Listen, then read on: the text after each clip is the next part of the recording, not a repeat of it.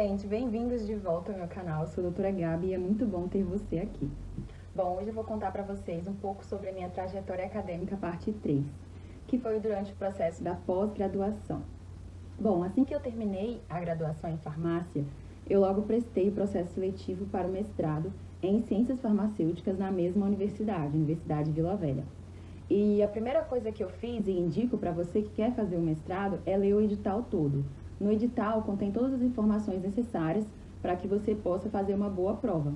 E uma das coisas interessantes que eu encontrei no edital da universidade que eu prestei foi que o artigo seria disponibilizado para que eu pudesse estudar sobre o artigo e a prova seriam questões sobre o artigo. Também teria uma prova de proficiência em língua, que foi da língua inglesa, e no edital constava que eu poderia levar o dicionário.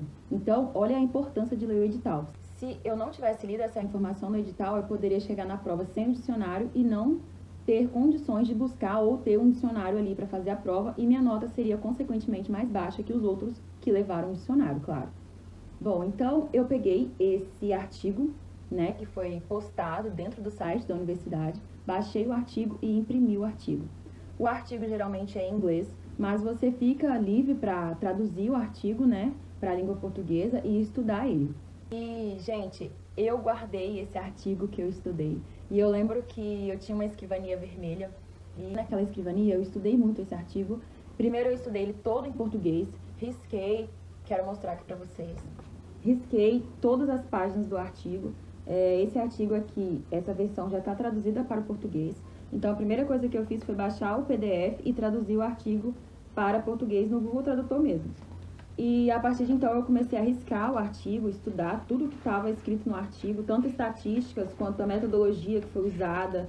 Estudei a conclusão, a discussão dos resultados e cada tópico eu tinha anotações para que eu pudesse lembrar do que estava falando no artigo.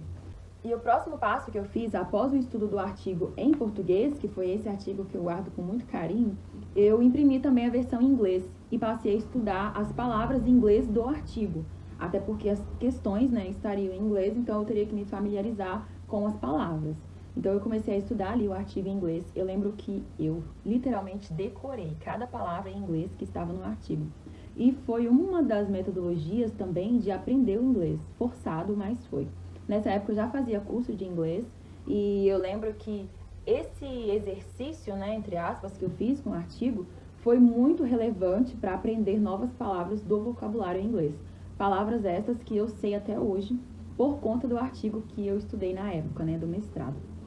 Enfim, eu prestei a prova do mestrado e eu lembro que foi logo no final da graduação. Eu ainda me sentia muito estudante, eu não me sentia farmacêutica ainda, me sentia muito estudante, mas eu fui mesmo assim, eu fui confiante, fui preparada, né, que é o mais importante, você estar preparado para fazer a prova, e eu sabia cada passo da prova, porque no edital vem descrito cada passo que você vai fazer. A minha prova de proficiência foi no mesmo dia da prova, e depois quem passou na prova foi chamado para fazer uma entrevista.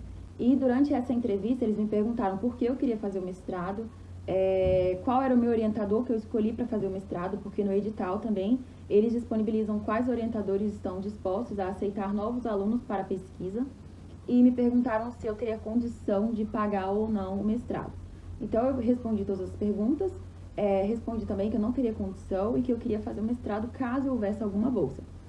E a resposta foi que a bolsa é de acordo com a classificação dos alunos. Então, se eu ficar em uma colocação boa, eu conseguiria ali a bolsa. Na época, eu lembro que tinham 3 bolsas, então, consequentemente, eu teria que ficar em primeiro, segundo ou terceiro lugar, né, para conseguir a bolsa de mestrado e fazer o mestrado sem pagar nada para a universidade.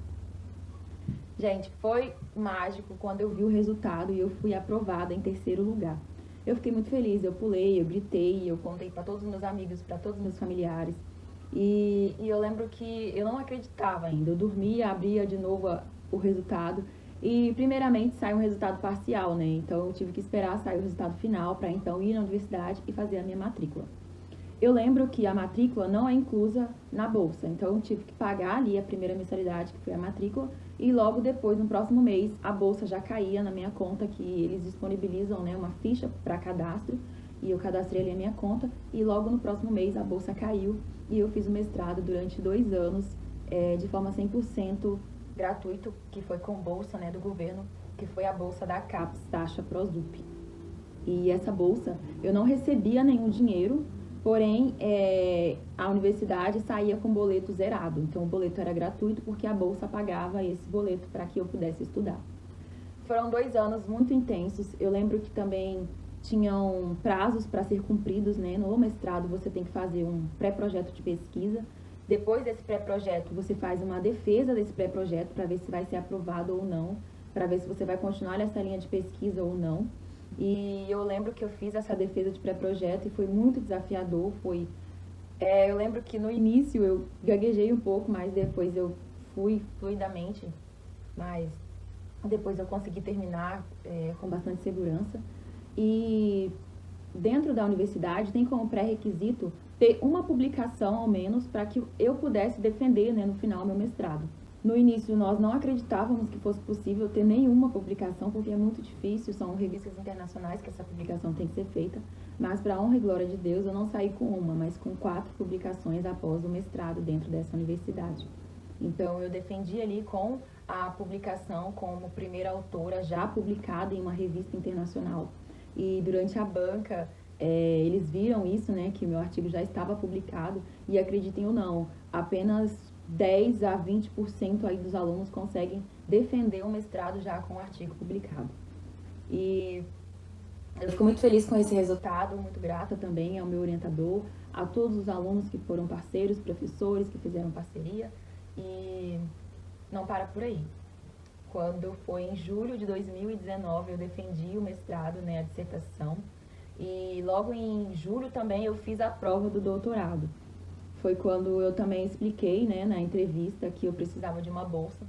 No doutorado, o processo é um pouco mais diferente. Não tem a prova de proficiência em língua, né, dentro dessa universidade que eu prestei. Só tem a prova do artigo. Então, no edital foi disponibilizado o artigo. Eu estudei esse artigo e prestei a prova do doutorado, enquanto eu ainda estava ali no finalzinho do mestrado. E logo, então, depois veio o resultado parcial. E eu passei em primeiro lugar, então eu fiquei muito feliz e já sabia, né, que eu iria conseguir a bolsa, porque depende da colocação para você conseguir uma bolsa, se tiver disponível, né, na universidade. E foi de intensa alegria. Eu acredito que as publicações no meu currículo Lattes contaram muito, né, durante a entrevista, durante o processo de escolher o aluno. E dentro do doutorado eu descobri que eu teria que ter 2 publicações durante o período do doutorado, né, para poder defender a minha tese. Então, durante os 4 anos, eu procurei correr atrás de novas pesquisas, de novas parcerias, para poder ter novos artigos e publicar e conseguir defender a tese depois de 4 anos. Porém, como todo mundo sabe, em 2020 teve a pandemia e o que, consequentemente, teve que parar as atividades do laboratório, a gente teve que ir para casa, ficar de lockdown e, consequentemente, também diminuiu, né, o número de publicações, tanto no Brasil quanto em todos os outros países do mundo. Mas eu não desisti, eu consegui conversar com o meu orientador, então nós começamos a escrever revisão bibliográfica, porque a revisão não precisa, né, de estar dentro do laboratório. E graças a Deus a gente conseguiu uma publicação ali no início de 2020, e a segunda publicação veio só em 2023, que é o atual ano que eu estou gravando esse vídeo, 1 mês antes da defesa da tese de doutorado. No total, eu publiquei 6 artigos em revistas internacionais. Uma delas foi A4, não consegui ainda uma revista A1. Para quem não entende, dentro da área acadêmica, quanto maior o nível da revista, maior é o quantitativo, né, de fator impacto dessa revista. Então, todos os pesquisadores querem uma revista A1, que é o maior impacto, né, o maior fator que existe dentro das publicações. Mas dentro desses 6 artigos eu tive um que foi A4, tem ainda A3, A2 e A1. Então, consequentemente, espero um dia na minha vida conseguir publicar em uma revista A1. E foram 6 publicações excelentes, publicações que eu guardo no coração cada experiência passada por cada uma. Para quem tiver interesse de ler esses artigos, eu vou deixar aqui embaixo o link do meu currículo Lattes. Está lá todos os links de todas as publicações. Nesse mês, né, que eu estou gravando esse vídeo, tive mais uma publicação, mas não foi dentro dos 6 anos aí da pós-graduação. Foram frutos do doutorado, porém a revista só aceitou agora, no mês de dezembro de 2023. Então, atualmente, eu vou ter ali 7 artigos publicados em revistas internacionais de alto impacto nos periódicos. Durante esses 6 anos, eu tive desenvolvi ansiedade, mas aí é um assunto para um próximo vídeo, como lidar com ansiedade. Durante 4 anos do doutorado, eu tive uma filha, a Sara. No último mês do mestrado, ali, prestando a prova para o doutorado, eu casei. Então, eu pretendo fazer um vídeo, né, como conciliar a vida acadêmica com casamento, filhos e ansiedade. Se você tem interesse, continue aqui no canal, se inscreva, ative o sininho que esse vídeo eu ainda vou produzir para vocês, tá bom? Bom, espero que vocês tenham gostado da minha trajetória até aqui. Ainda tem muito mais, eu espero. E se você gostou, por favor, curta esse vídeo, comente e compartilhe com seus amigos para que eles possam conhecer a minha história e para que eles possam saber que sim, é possível fazer pós-graduação no Brasil 100% com bolsa, sem necessidade de você pagar, sem necessidade de você se desesperar. E uma coisa que eu lembrei agora, que eu não comentei, foi que no doutorado, por ter passado em primeiro lugar, eu consegui uma bolsa que, além de pagar a mensalidade do curso, eu ainda recebia aí um valor, né? Atualmente, a bolsa de doutorado está no valor de R$ 3.100 da CAPES. E se você tem curiosidade de saber mais ou quer fazer, né, um mestrado ou um doutorado, eu vou deixar também o link aqui embaixo para você saber como que você faz para procurar bolsas nas universidades brasileiras, tá bom?